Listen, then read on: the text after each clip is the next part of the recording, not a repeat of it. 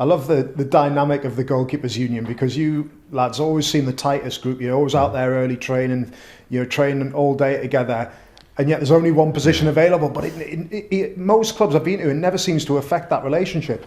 No, I've been lucky, to be fair. I've never ever had any, as I say, any bad relationships goalkeeper wise. Everybody, I just think it's accepted for really early on in your career that there's only one place.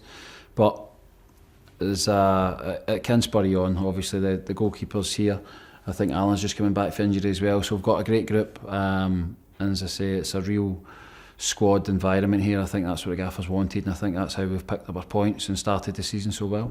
On the goalkeeper side of things, generally speaking, are we seeing a change in the way goalkeepers play? We're seeing them play higher up the field. We hear these terms, sweeper, keeper, being good with your feet, all things like that. I think so, yeah. I think in the next few years you'll definitely see a big change.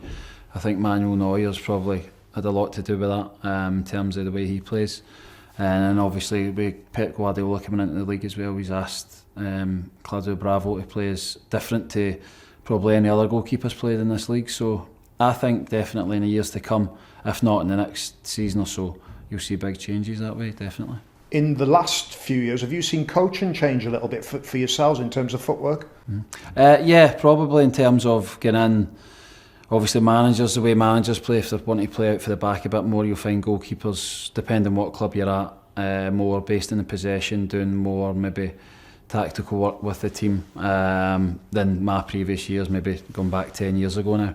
So yeah, it's been more subtle changes, but I think obviously the last few months are bigger changes, and as probably you'll see more bigger changes in the next 2 or 3 years.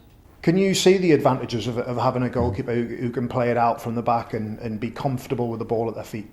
Oh, definitely, yeah. As I say, it all boils down to the philosophy of the team, the manager, with player. I think obviously Barcelona have had a totally different team from most teams in the world, so I think that's unfair to kind of judge every team by that standard. But yeah, you can see the advantages of it. Obviously gets the team higher up the pitch, and if you can not give the ball away as much, it's just common sense that you're going to not concede goals as much, and obviously have more chance to go and score yourself.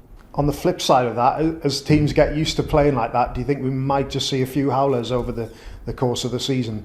Yeah, I think that's the thing that probably the managers that are doing it just accept it. I think that's obviously part of the course when goalkeepers are playing that high and they're playing that, not risky, but they're playing that far out their goal, when they're taking chances to kind of get the team going and attacking wise. But as I think that's a risk that probably they think outweighs the way they play.